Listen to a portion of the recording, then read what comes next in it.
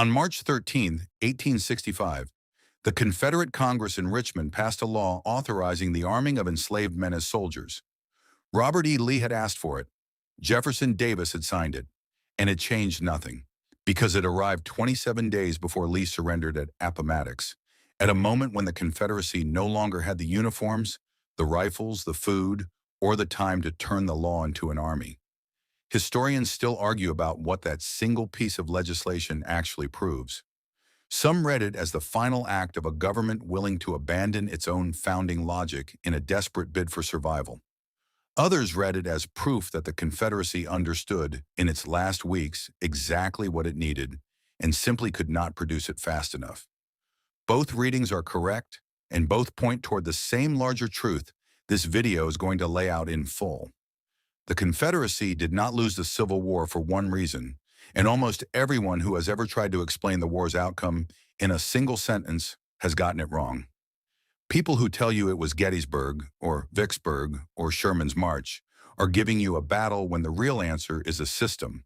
The Confederacy lost because a dozen separate failures, military, political, economic, diplomatic, and social, arrived at roughly the same time, compounded each other, and became impossible to reverse.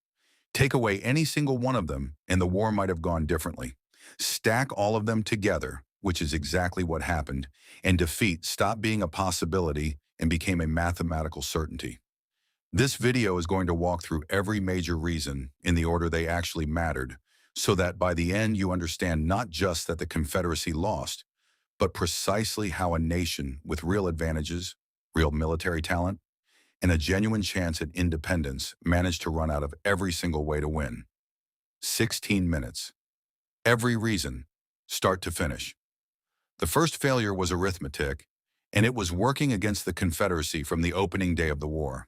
The 11 Confederate states held a free population of roughly 5.5 million people. The states that remained in the Union held close to 22 million. That gap alone meant the Union could put more men in uniform, replace losses faster, and absorb casualties the Confederacy could not afford to take. But the manpower gap was only the visible half of the problem. The Union states in 1860 controlled something in the range of 90% of the country's manufacturing capacity. Nearly all of the nation's firearms production, its iron foundries, its shipyards, and its rail manufacturing capability sat north of the Mason-Dixon line. The Confederacy went to war needing to build an army, a navy, and an industrial base for supplying both, almost entirely from scratch, while fighting a war that consumed resources faster than any conflict in American history to that point. Confederate industry did remarkable things with what it had. The Tredegar Iron Works in Richmond became one of the most productive armaments facilities in the entire Confederacy, casting artillery and rolling armor plate for ironclads with a level of output that genuinely surprised Union planners who had assumed Southern industry could not sustain a long war. But remarkable relative to Confederate starting conditions was not the same as sufficient relative to Union capacity. The Confederacy never solved its structural industrial deficit. It only ever managed it, and management has limits that raw production does not. The railroad gap made the industrial problem worse in ways that rarely show up in casualty counts, but shaped nearly every campaign of the war. The Confederacy inherited a rail network built piecemeal by competing private companies using incompatible gauges, which meant supplies and troops moving across state lines often had to be physically unloaded and reloaded onto different trains rather than simply continuing along the same track. The Union rail network, while imperfect, was denser, more standardized, and backed by an industrial base capable of manufacturing replacement rails, locomotives, and rolling stock throughout the war. Confederate railroads, by contrast, wore down steadily with no meaningful capacity to replace what broke. By 1864, moving food and ammunition from the Deep South to Lee's army in Virginia had become a genuine operational challenge, not because the food didn't exist, but because the system meant to move. It had been quietly failing for 3 years. The second failure was the Union naval blockade, and this one deserves more credit for winning the war than it typically receives. Lincoln declared a blockade of Confederate ports on April 19, 1861, just days after Fort Sumter, and at the time it was something close to a bluff. The Union Navy did not have nearly enough ships to enforce a blockade along 3,500 miles of southern coastline. But the Union built ships continuously throughout the war, and the blockade tightened year over year in a way that historians now call the Anaconda's slow squeeze. By 1864, an estimated majority of blockade running attempts were being intercepted or destroyed before they reached Confederate ports, choking off the Confederacy's ability to trade cotton for the manufactured goods, weapons, and medical supplies it could not produce domestically. Blockade runners that did get through increasingly carried luxury goods rather than necessities, because luxury cargo generated profit margins large enough to justify the risk, while medicine and salt and machine parts did not carry the same financial incentive for the private captains running the blockade. The Confederacy's economy was being slowly strangled by a policy that most people, when they picture the Civil War, never think about at all. The medical consequences of the blockade were severe and specific. Quinine, essential for treating malaria in a region where the disease was endemic, became progressively harder to obtain. Chloroform for surgical anesthesia grew scarce enough that Confederate surgeons developed substitute formularies using whatever botanical alternatives the southern countryside could provide, alternatives that were rarely as effective as what the blockade had cut off. Confederate soldiers wounded in the war's final 2 years faced worse medical odds than soldiers wounded earlier, not because Confederate doctors had grown less skilled, but because the supplies those doctors needed were sitting on ships that never made it past the Union Navy. Field hospitals that had operated with reasonable supply in 1862 were rationing bandages and anesthesia by 1864, and Confederate surgeons increasingly performed amputations and treated infection with whatever the countryside could still provide.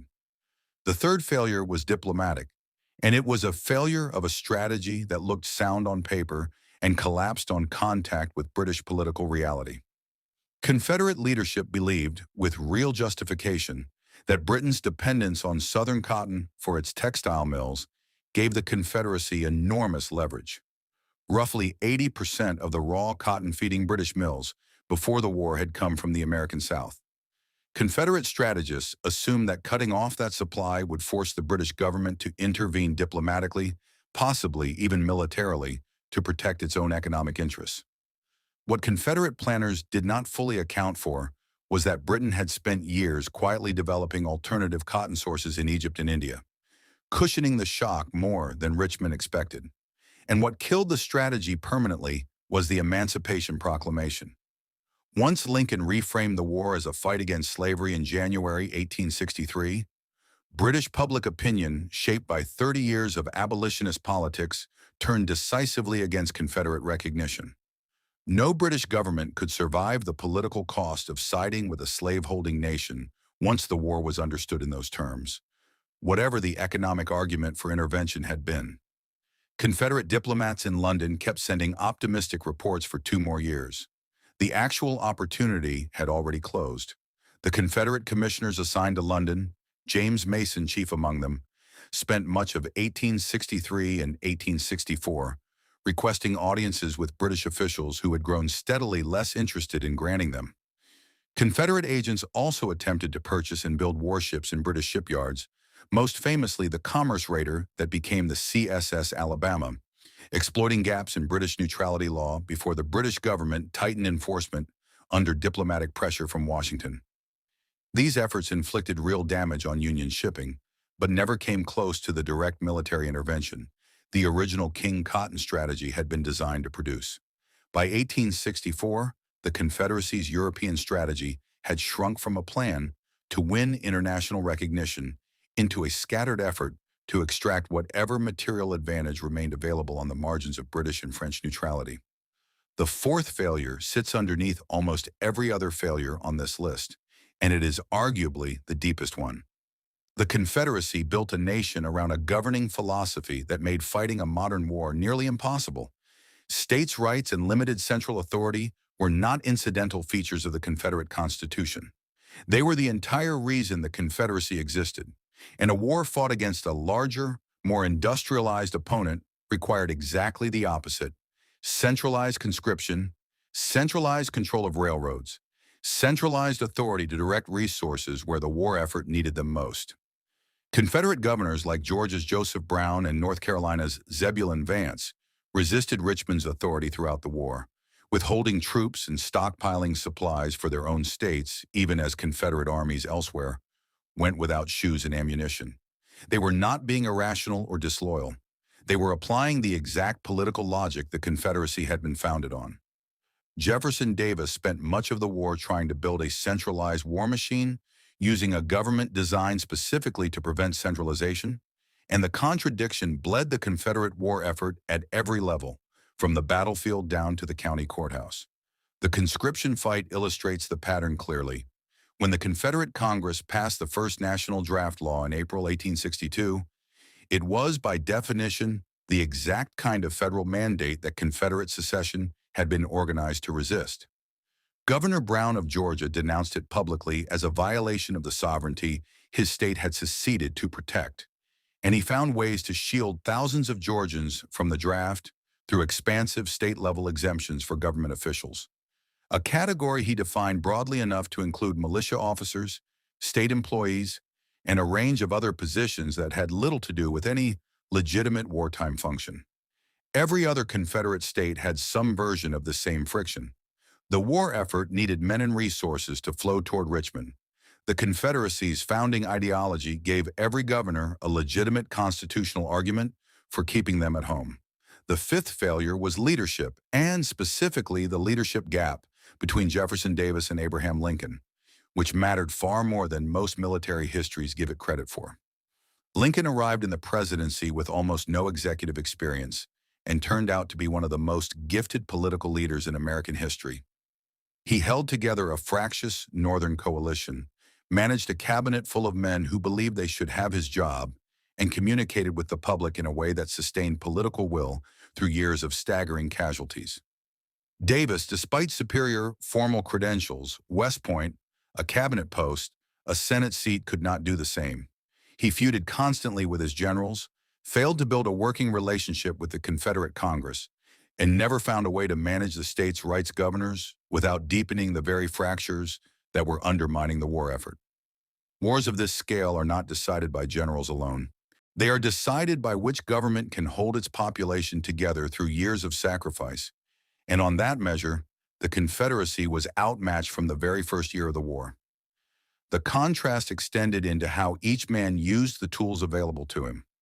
Lincoln suspended habeas corpus, expanded federal power in ways that drew serious constitutional criticism, and used those powers with a political instinct for how far he could push before the backlash became unmanageable.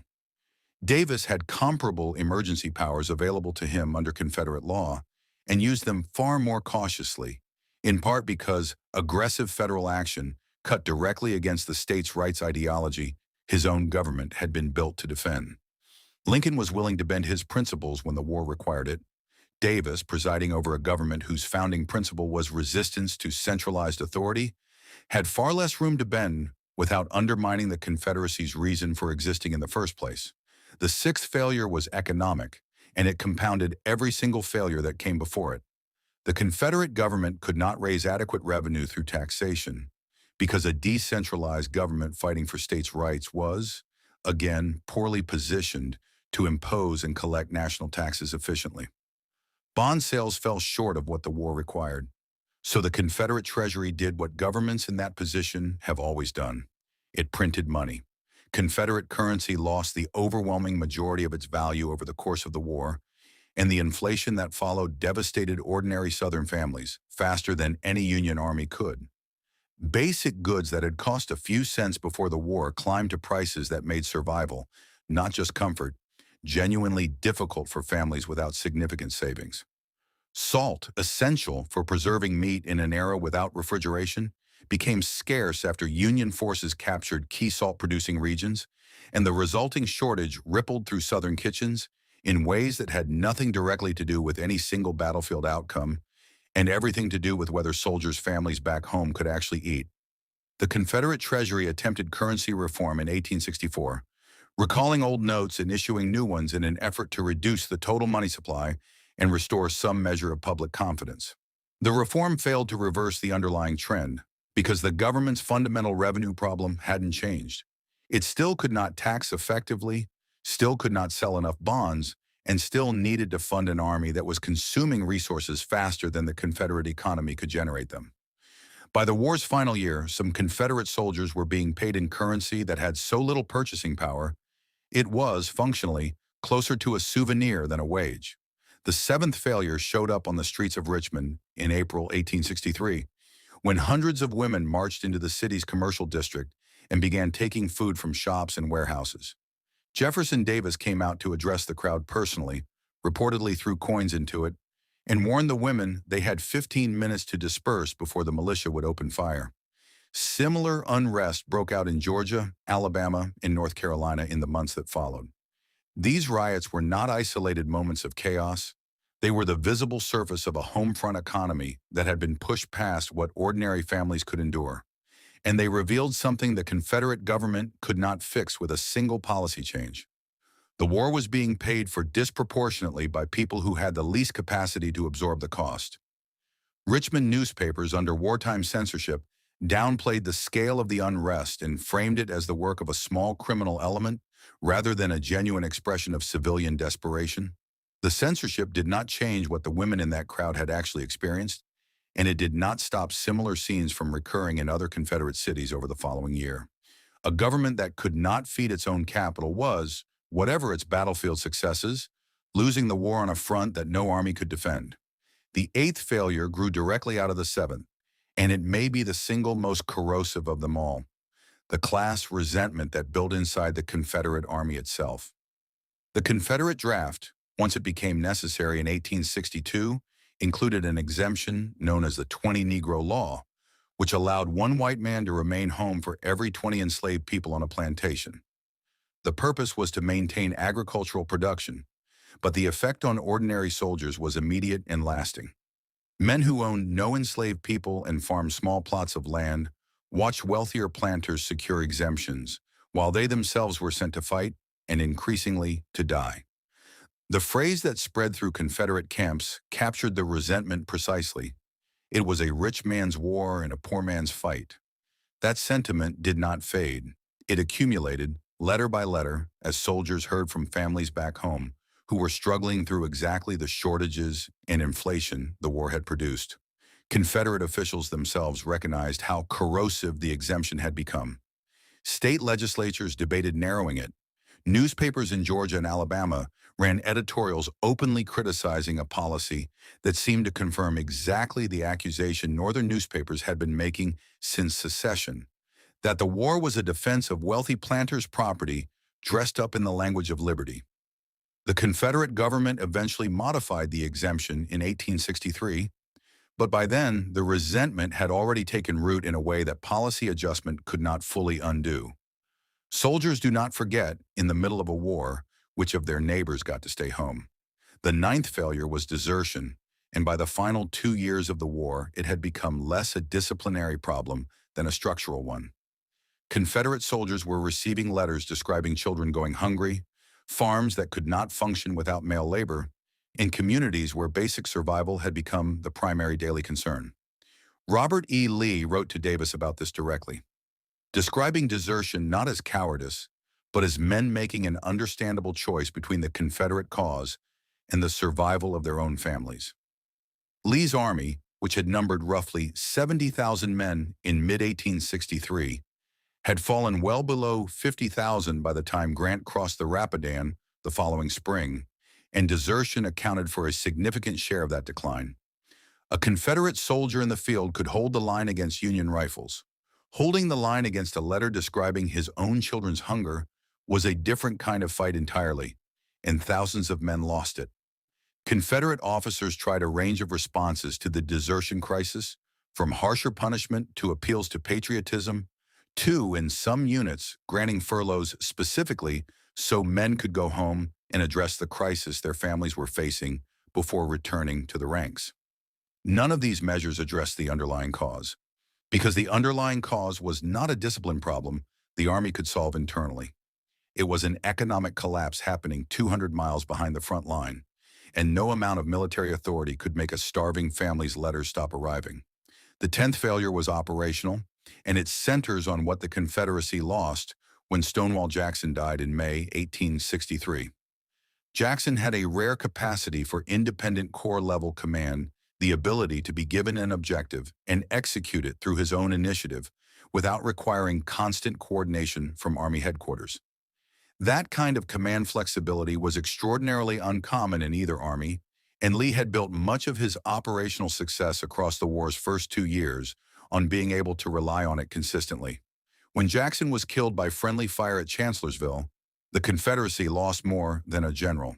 It lost a structural capability that no one in Lee's command replaced. Gettysburg, fought 2 months later, exposed the gap immediately, as Lee's army struggled to coordinate multi-corps operations without the officer who had made that coordination work. Lee never fully replaced what he lost.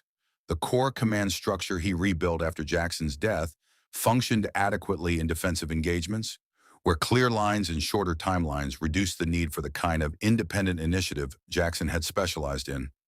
It never again produced the kind of decisive offensive maneuver that had defined the Army of Northern Virginia's first 2 years of the war.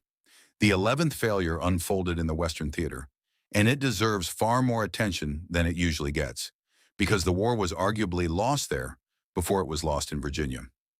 Vicksburg surrendered on July 4, 1863, the day after Pickett's charge failed at Gettysburg, and its fall split the Confederacy in two by handing the Union complete control of the Mississippi River. Texas, Louisiana, and Arkansas, states that had been supplying cattle, horses, and material to the rest of the Confederacy, were effectively severed from the war effort east of the river. Confederate command in the West never matched the quality of Lee's leadership in Virginia. Braxton Bragg's defeat at Chattanooga in November 1863 opened a direct path into Georgia, and that path led, less than a year later, to Sherman standing outside Atlanta. Bragg's own command was, by the accounts of nearly every officer who served under him, dysfunctional in ways that went beyond simple battlefield miscalculation. He feuded openly with his subordinate generals, several of whom petitioned Richmond directly for his removal even after his victory at Chickamauga in September 1863. Davis traveled to the Western Theater personally to mediate the dispute and chose to keep Bragg in command anyway, a decision that historians have treated ever since as one of the clearest examples of Davis's personal loyalty overriding his strategic judgment. 2 months later at Chattanooga, the consequences of that decision became visible to the entire Confederacy. The 12th failure was political, and it happened in ballot boxes across the northern states in November 1864. By the summer of that year, the war had run for 3 brutal years. Grant's campaign in Virginia had produced staggering casualty lists, and Northern support for continuing the fight was genuinely fraying. Lincoln himself believed privately that he was likely to lose re-election to a Democratic candidate running on a platform of negotiated peace.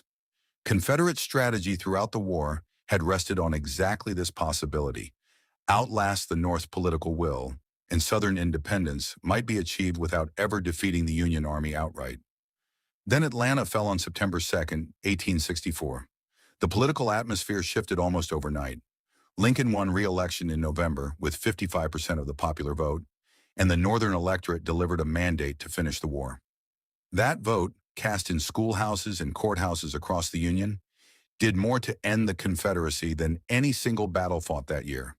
The 13th failure was Sherman's march itself, not primarily as a military achievement, but as a demonstration of how little functional resistance the Confederacy had left to offer. Sherman moved through Georgia and into the Carolinas with roughly 60,000 men against a Confederacy that, on paper, still had forces capable of contesting the march. It could not in practice, because the logistical system, the political cohesion, and the manpower base required to mount serious resistance had already eroded past the point of function. Sherman was not cutting through a nation still capable of defending itself. He was cutting through one whose vital systems had already begun shutting down, and the march exposed that reality to the entire world. The 14th failure was the enslaved population itself, and specifically the Confederacy's inability to resolve the central contradiction sitting at the heart of its own existence. Nearly 4 million enslaved people lived within Confederate borders, representing enormous potential labor and eventually potential military manpower, but only if the Confederacy was willing to undermine the very institution its government had been built to protect. As the war ground on and manpower shortages became desperate, some Confederate officials, including Lee himself, began advocating for arming enslaved men in exchange for freedom. The idea horrified much of the Confederate political class precisely because it exposed the depth of the contradiction. A nation founded on the premise that enslaved people were property was now being asked to consider making them soldiers. The debate consumed much of 1864 and into early 1865, and by the time legislation finally passed in March 1865, it was far too late to field any meaningful force before Lee's surrender weeks later. The debate itself split the Confederate leadership in ways that revealed how deeply the contradiction ran. Howell Cobb, a Georgia general and former Confederate cabinet official, argued that arming enslaved men would destroy the philosophical basis for the entire Confederate project, writing that if enslaved people made good soldiers, the fundamental premise behind slavery itself was wrong.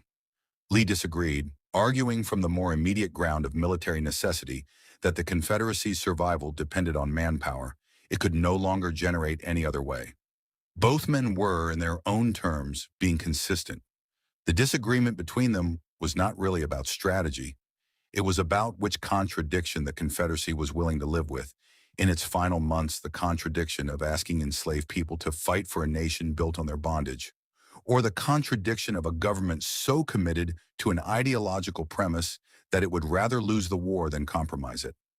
The 15th and final failure is best understood not as a single event, but as the compounding effect of everything listed above arriving on top of each other in the war's last year. By the winter of 1864 into 1865, Lee's army at Petersburg was outnumbered roughly 2-1, receiving barely adequate rations, watching horses too weak to pull artillery at operational pace, and relying on a railroad network so degraded that moving food from Georgia to Virginia had become an operational problem in its own right.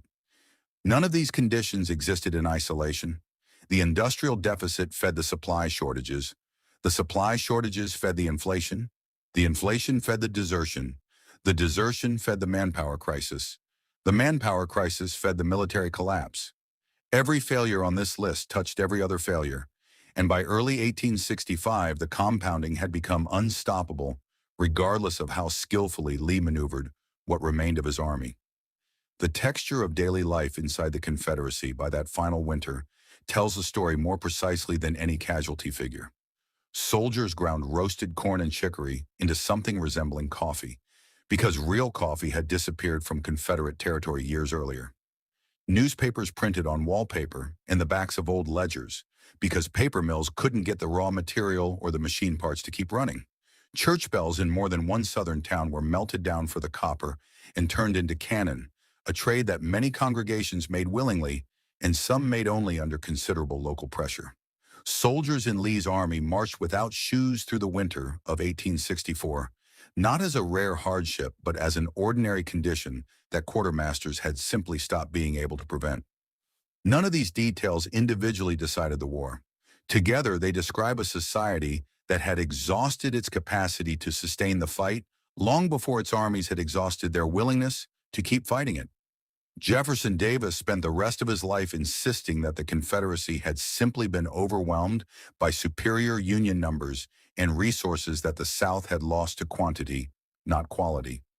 There is truth in that claim, but it is an incomplete truth, because raw material advantage has never automatically decided the outcome of an asymmetric war. The American colonies faced a British Empire with vastly superior numbers and industrial capacity in 1775 and won anyway. What separated cases like that from the Confederate case was not the size of the resource gap. It was whether the weaker side possessed the political coherence, the institutional structure, and the leadership required to convert its genuine advantages, defensive terrain, a talented officer corps, a workable diplomatic strategy, and a real strategic concept into a sustained war effort capable of outlasting a wealthier opponent's will to keep fighting. The Confederacy had every one of those genuine advantages when the war began. It had officers as capable as any produced by either side. It had defensible terrain and interior lines. It had a plausible diplomatic play and a strategic concept with real historical precedent behind it. What it did not have, and what it never built, was the political and economic architecture capable of holding all of those advantages together through 4 years of escalating pressure. Each failure on this list, taken alone, might have been survivable.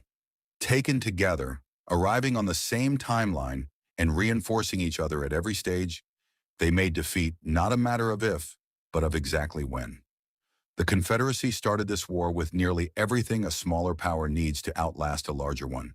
Skilled commanders, ground that favored the defender, a civilian population willing, at least at the outset, to bear real sacrifice for the cause, a workable opening move on the diplomatic front, and a governing concept wear down the opponent's patience rather than destroy its army outright that had succeeded for smaller nations before.